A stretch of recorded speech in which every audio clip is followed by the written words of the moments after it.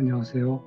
네, 지난 시간에는 세계 최초의 달력에 대해서 말씀을 드렸습니다. 13월 28일 달력, 얼마나 효과적이고 편리한지 말씀드렸죠? 생각만 해도 13월 28일 달력은 5월 1일은 일요일이고요.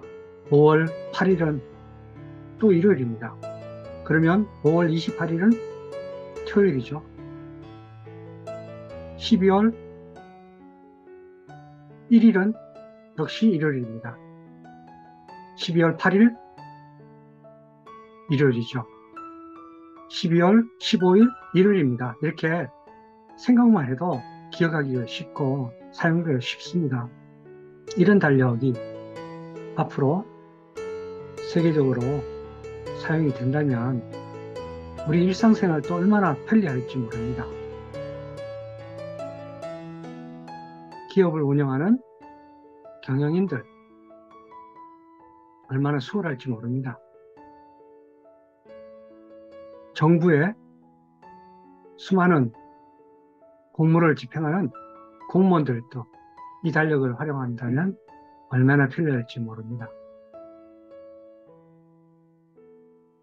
13월 28일 이 달력이 사실 단군조선 시대에 처음 만들어진 달력임을 제가 밝혔죠.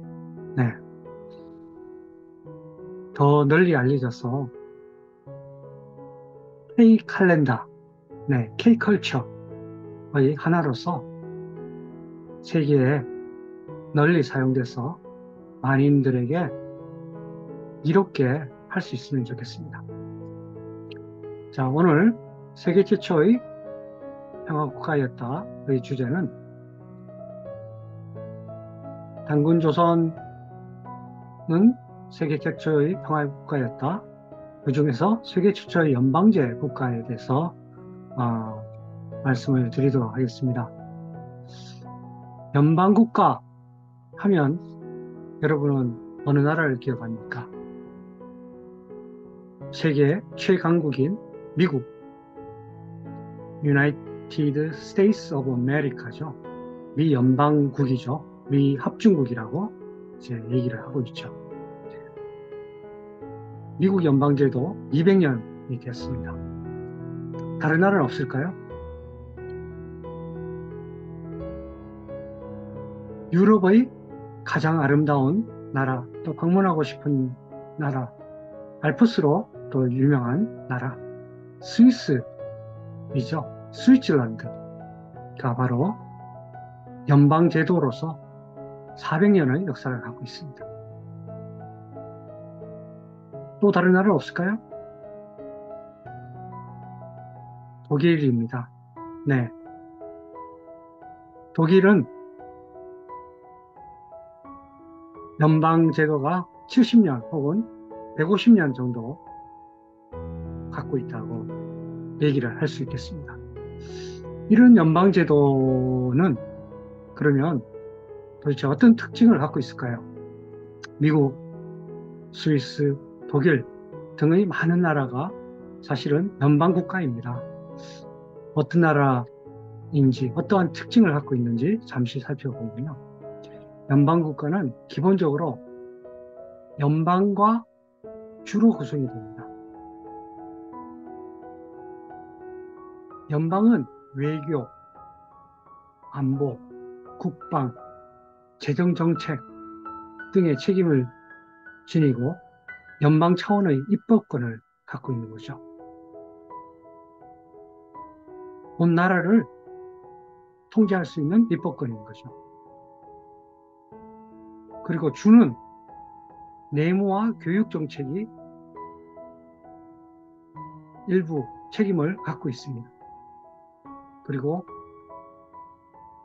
각 주는 연방 법을 집행을 하는 동시에 주 차원의 또 입법권도 가지고 있습니다. 그래서 이러한 연방국가는 연방과 주가 함께 이루어져서 국가를 통치를 한다 하는 점에서 연방국가입니다. 자, 그렇다면 연방 이 제도에 대해서 조금씩 알아보도록 하겠습니다. 제가 말씀드린 대로 연방제도는 크게 미국식이라고 불립니다.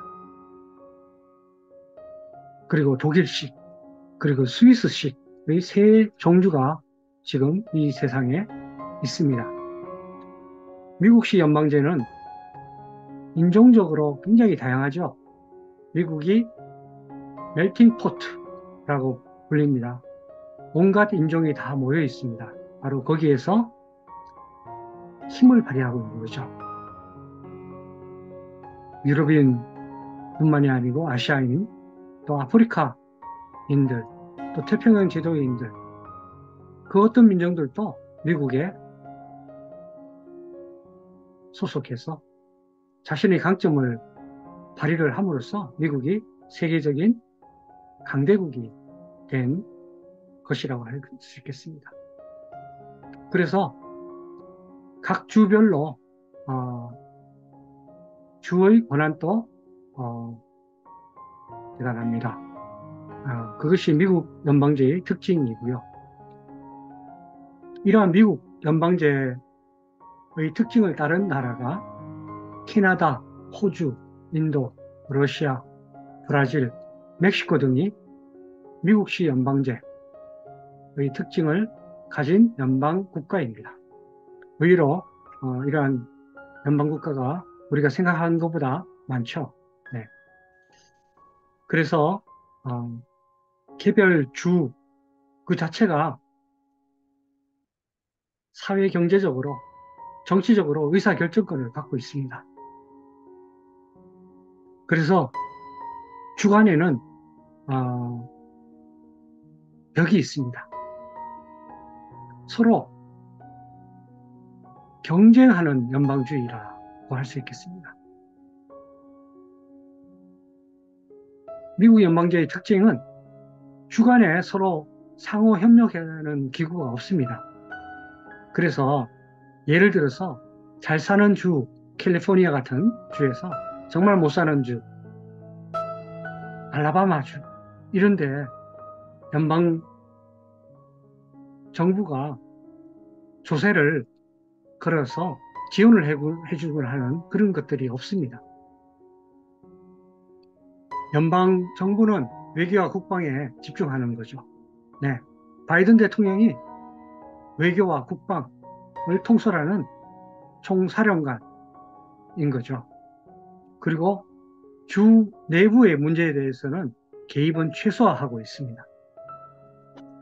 바로 이러한 미국식 연방주의는 경쟁적 연방주의라고 불립니다.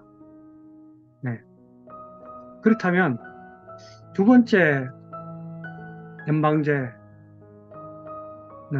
스위스식 연방제라고 할 수 있겠습니다. 스위스는 우리가 조금 알고 있죠? 네.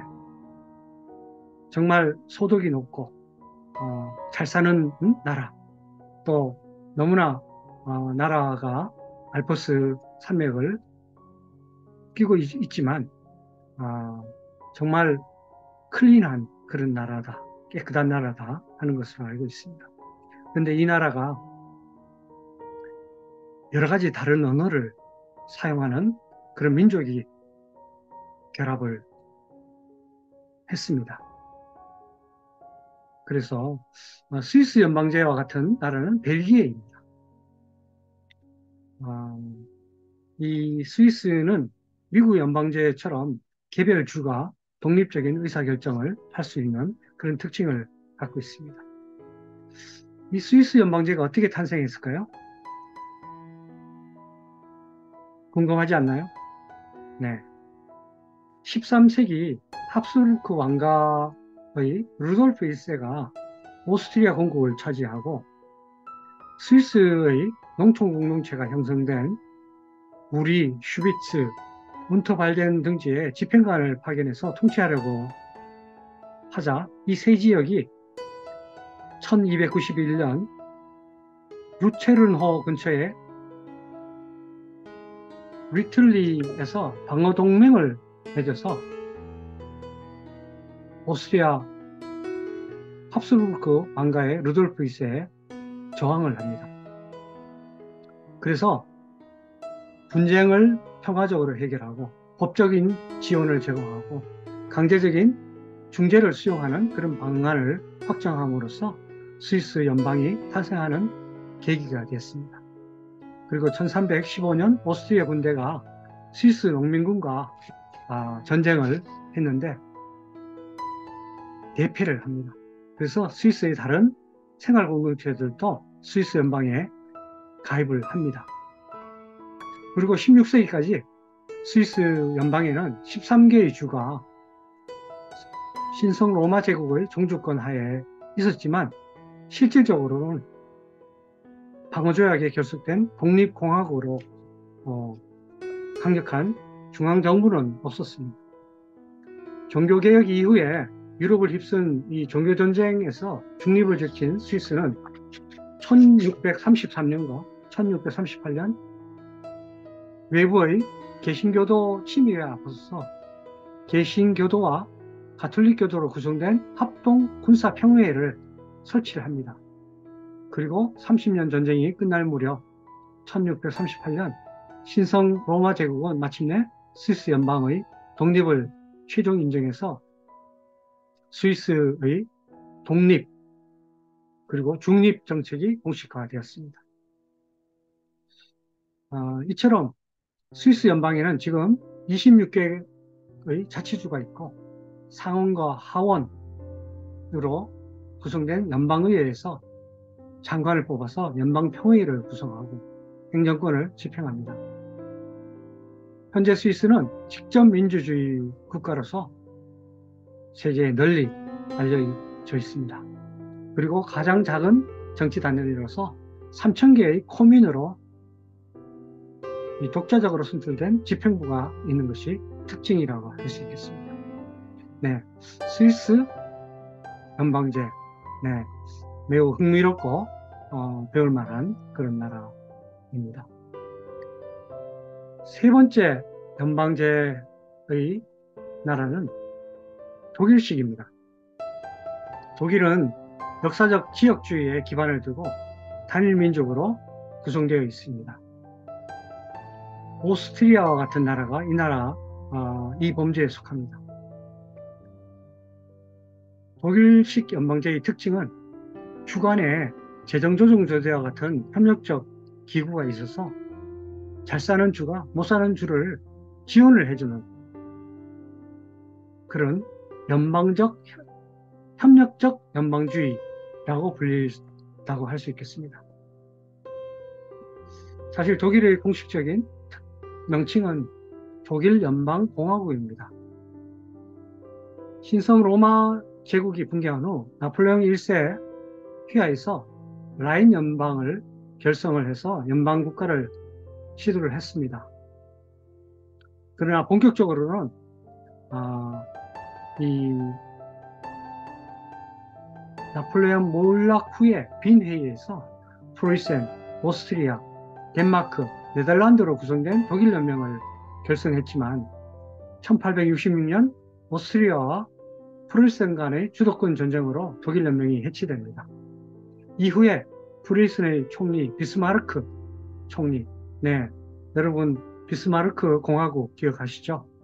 네, 가장 세계적으로 민주적인 그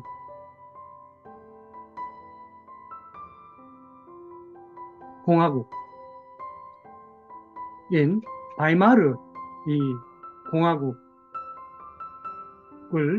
이제 이후에 만들게 되는데 이 비스마르크 총리가 25개의 연방주로 구성된 독일 제국을 세웁니다. 그래서 오늘날 현재의 연방국가와 같은 모습을 갖추게 되었습니다. 그러나 1차 세계대전의 패배를 해서 독일 제국이 해체되고 바이마르 공화국이 출범을 해서 역사적으로 가장 민주적인 바이마르 헌법이 제정되고 대신에 중앙 권력이 강화되었습니다. 하지만 1차 대전 이후 전쟁 보상금이 너무 과도하게 책정이 되고 또 세계 경기가 침체됨에 따라 히틀러가 집권하면서 제3제국을 세우고 연방 제국 구조가 붕괴되고 나치 중심의 중앙 집권 국가로 변모합니다.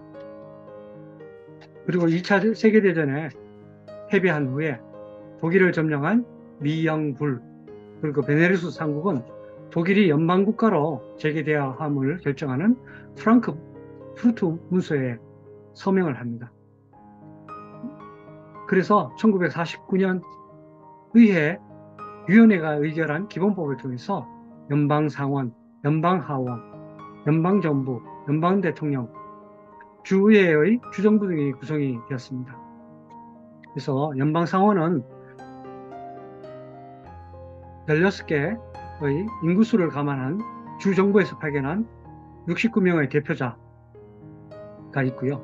연방하원은 4년 임기의 598명의 의원으로 구성되어서 이들이 연방 총리를 선출합니다. 그리고 연방 대통령은 연방 하원 의원과 그 숫자만큼의 주의회에서 파견된 대표자로 구성된 연방 총회에서 선출돼서 임기 5년, 재선 1회가 허용되는 대통령이 선출되게 됩니다. 이렇게 보면 스위스 연방제는 400년 정도 되고요. 미국의 연방제는 200년, 독일의 연방제는 70년에서 150년 정도 됐다라고 할 수 있겠습니다. 이 중에서 특별히 미국식 연방제, 우리나라가 대통령 중심제인데, 미국식 연방제는 과연 독일 의회 중심직 연방제와는 어떻게 다른가 하는 것을 잠시 살펴보겠습니다. 미국은 대통령 중심제이죠. 그러나 독일은 대통령이 있지만 의회 중심제 국가입니다. 그리고 양국 모두 주 차원에서 주 자체의 헌법과 입법, 사법, 행정권을 갖고 있습니다. 바로 그렇기 때문에 중앙집권적인 우리나라와는 또 다르다고 할 수 있겠습니다. 그리고 연방에는 양원제를 채택을 하고 있습니다. 그래서 연방의 권력을 견제하고 있습니다. 미국이나 독일 모두 연방의 권력을 견제하기 때문에 대통령의 권력이 우리 대한민국만큼은 있지 않습니다. 우리가 대한민국이 성장 시기에는 대통령의 권력이 큰 힘을 발휘하고 또 그걸로 해서 도움이 됐지만 현재로서는 지나친 권력이 오히려 시민의 힘들을 낙화시키고 민주주의의 발달을 저해하지 않나 그런 생각을 해봅니다. 그리고 미국과 독일은 모두 기초단위가 광범위한 자치권을 보장을 하고 있습니다. 그래서 기초자치단체의 기능이나 호칭, 역할 등이 매우 다양합니다. 그런 반면 우리나라는 너무나 획일적이고 사실 작은 기초단위는 시민들이 선출을 하지 않습니다. 그래서 우리는 과연 이런 미국의 연방제, 독일의 연방제를 함께 벤치마킹을 하면서 새로운 국가를 만드는 그런 노력을 해야 되지 않을까 그런 생각을 해봅니다. 그리고 이 연방국가는 지방정부를 통해서 중앙정부로의 권력 집중을 견제할 수 있습니다. 주 차원에서 시민의 정치 참여를 확대해서 정치인을 육성하기 쉽고 개혁적인 프로그램을 다른 지역에 전파할 수 있는 장점이 있습니다. 그렇지만 의사결정 과정이 좀 복잡해서 상대적으로 시간과 비용이 들고 주별로 상대적으로 또 다른 생활 수준을 감내해야 하는 단점이 있습니다. 이처럼 400년의 역사를 지닌 스위스가 세계 최초의 연방제 국가일까요? 아니면 또 다른 나라가 있을까요? 놀랍게도 연방제의 역사는 4,500년 정도로 오래되어 있습니다. 세계 최초의 연방제 국가, 어느 나라일까요? 제가 예전에 유튜브에서 단군조선의 강력에서 발굴된 유물을 보여드렸습니다. 이 유물이 상징하는 것이 무엇일까요? 바로 연방제입니다. 네. 자세한 얘기는 다시 또 말씀드리도록 하겠습니다.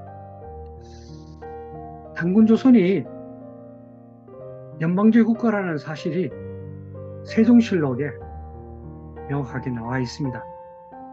단군이 나라를 세우고 이름을 조선이라 하였다. 조선, 신라, 고려, 남옥조, 북옥조, 동부여, 북부여, 예와 맥이 다 단군이 다스리는 나라다. 네. 다시 말하면 단군이 통치하는 나라가 바로 이렇게 9나라이고 단군조선은 9개의 제후국을 지닌 대제국, 곧 연방국가이다 라는 것을 바로 세종대왕 실록에 나와 있습니다. 이거를 믿지 않거나 이거를 모르는 사람은 대한민국 국민이라고 할 수 있을까요? 네, 우리 한민족이라고 할 수 있을까요? 우리가 역사를 배워야 하는 이유, 우리 민족에 대한 자부심, 단군조선에 대한 자부심을 느끼려 하는 이유가 여러 가지가 있습니다. 단군이 통치하는 이 나라는 북경 근처의 요소에서 요동을 거쳐서 만주, 저 한반도를 거치는 이 영역이었습니다. 어떻게 단군조선이 연방 국가를 만들 수 있을까요? 네, 바로 이제 그 얘기를 다시 또 한번 하도록 하겠습니다.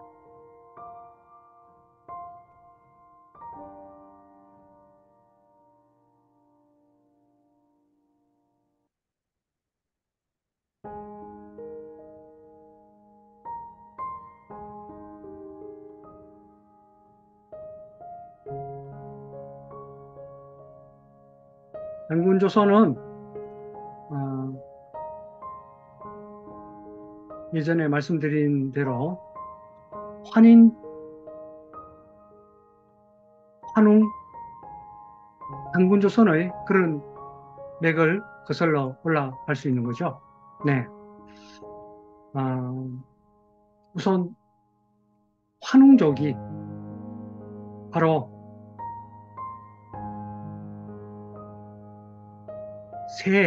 태양을 숭상하는 민족입니다.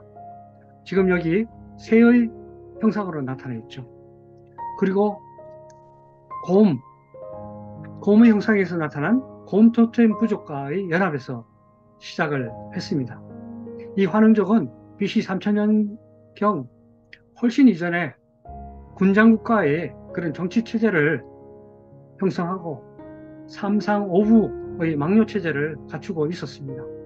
그래서 선진농업, 태양숭배, 세토템의 신앙과 관습을 갖고 신세기 말기에 농업사회를 유지하고 있을 때 바로 이 곰을 숭상하는 맥족의 부족전과 혼인동맹을 통해서 평화적인 방법으로 고대국가를 형성했습니다. 그리고 환웅족과 맥족의 여인 부족장의 혼인으로 태어난 단군왕금이 왕위에 오르면서 곰을 토템으로 하는 예족도 일정한 자치권을 가진 제후국으로 받아들여서 단군조선이란 고대국가가 건국이 됩니다.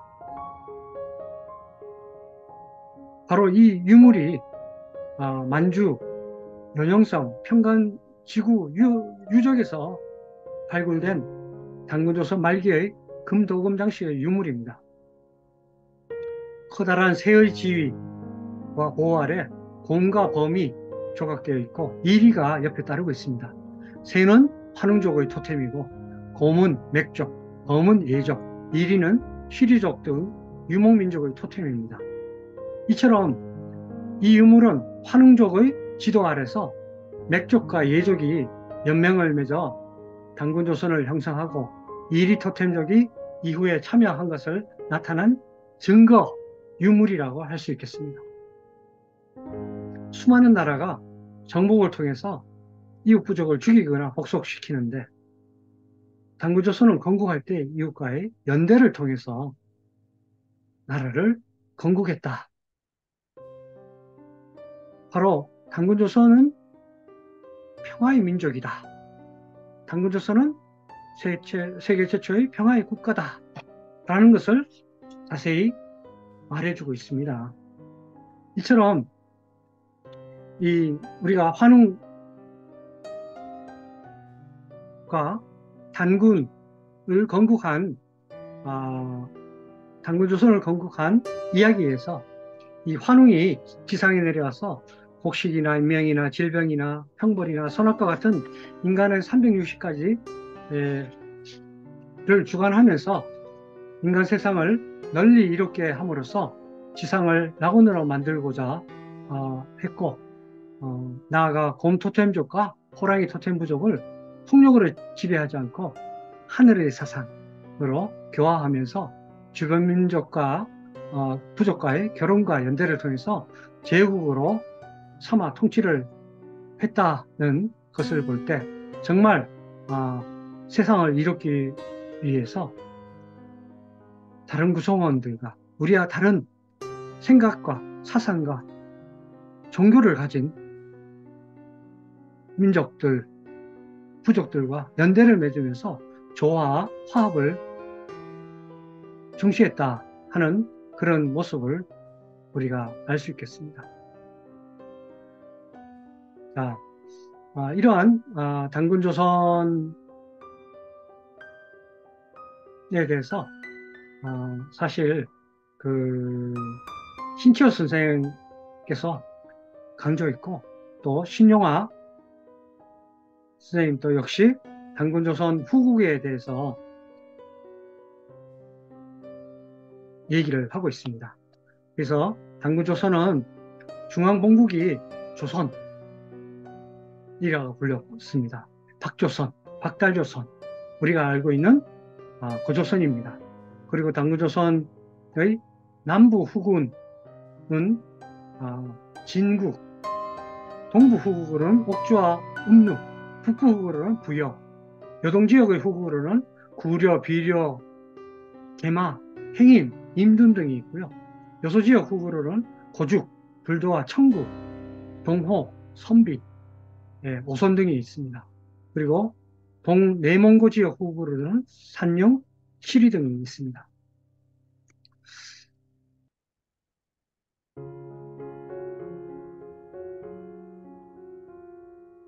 단군조선이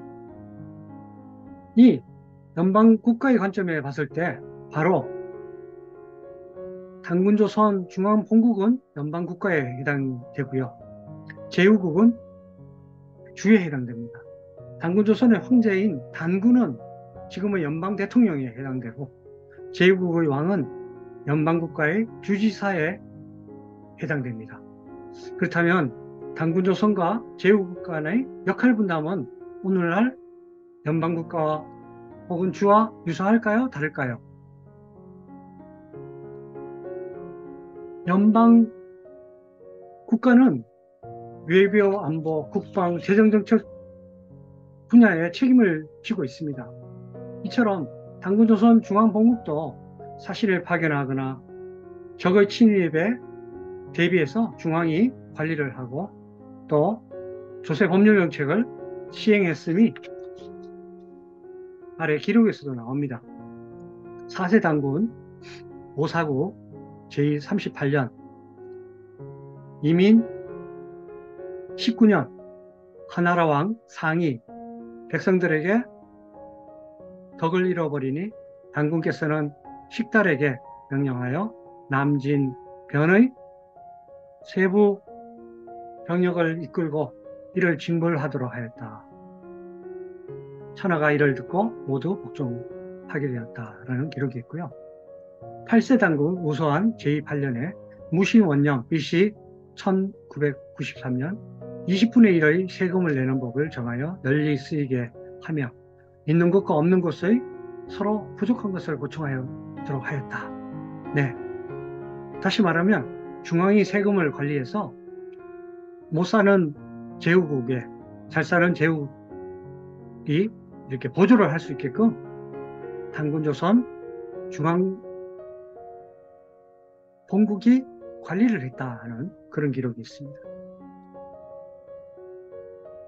이처럼 이 당군조선의 본국과 또 당군조선의 제후국은 연방체제, 연방국가로 이루어졌다 하는 것을 알 수 있겠습니다. 네, 4300년 전에 당군조선이 그러다 하다면 2023년 오늘날 우리나라는 만약에 당군조선을 벤치마킹을 한다면 어떠한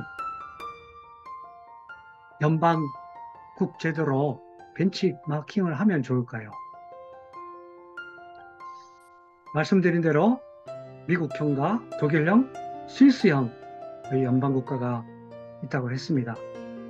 그런데 현재 국토의 규모나 국민의 숫자, 단일 민족, 그리고 분단 후 통일된 나라의 특성을 고려하면 독일형 연방국가를 벤치마킹 해보면 좋지 않을까 그런 생각을 합니다. 예.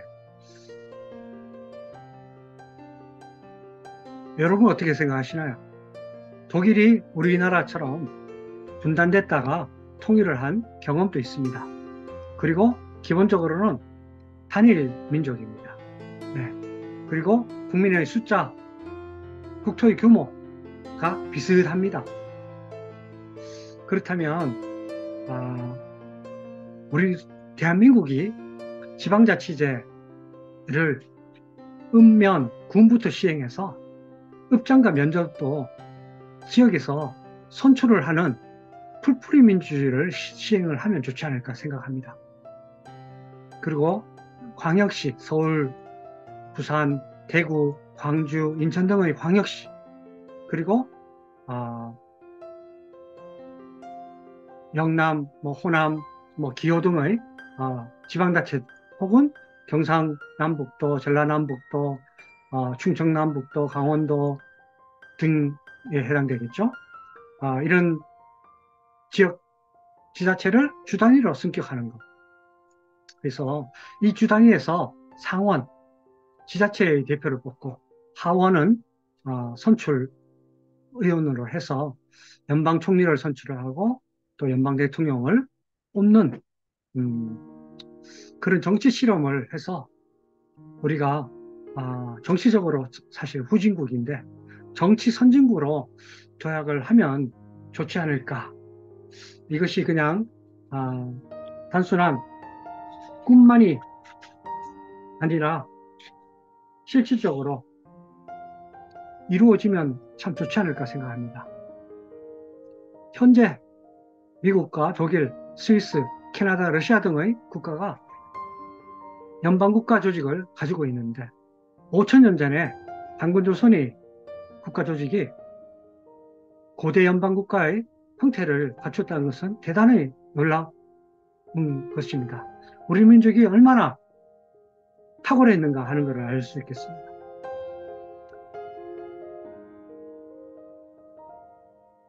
(200년 전 당군조선의 후손으로서 우리 모두가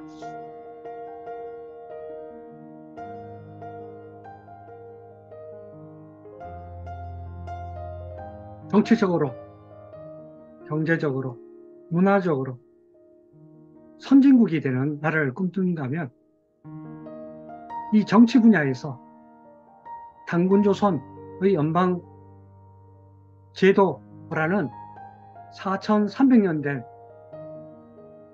훌륭한 전통, 제도를 모방해서 우리 대한민국부터 먼저 이러한 연방제 국가로 거듭나서 정치 선진국이 되어서 이후에는 전간 남바 북이 또 연방국가로 태어나고 단군조선의 후손이 세운 수많은 나라들이 있습니다. 네, 터키가 형제국으로 알고 있죠. 네, 몽골도 사실은 단군조선 제후국의 하나 나라였습니다. 헝가리도 그렇고요. 네, 이러한 수많은 나라와 연대를 해서 EU처럼 새로운 연합을 또 꿈꿀 수 있지 않을까 생각합니다. 너무나 먼 미래인가요? 우리가 꿈을 꾸면 이루어집니다. EU도 40년 전에 꿈꾼 장 모네가 있었기 때문에 유럽연합이 탄생했습니다. 네, 함께 지금부터 꿈을 꾸면 몇십 년 후에 가능하리라는 희망, 비전을 갖고 연방제 국가에 대한 꿈을 꾸면 좋겠습니다. 구독해 주시고 또 좋아요 눌러주시면 감사하겠습니다. 세계 최초의 연방제 국가, 이것으로 마치며 다음 시간에는 단군조선의 평화사상에 대해서 말씀드리도록 하겠습니다. 감사합니다.